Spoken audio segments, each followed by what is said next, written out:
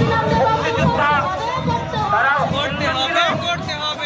আরো অন্যান্য সম্প্রদায়ের মানুষ ছিল, তাহলে আজকেরও সেটা শুধু ইসলামিক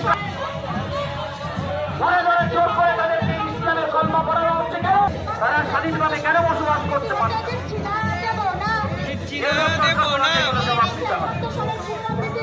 আমাদের ভারতবর্ষের প্রশাসনের কাছে আমরা বার্তা পৌঁছে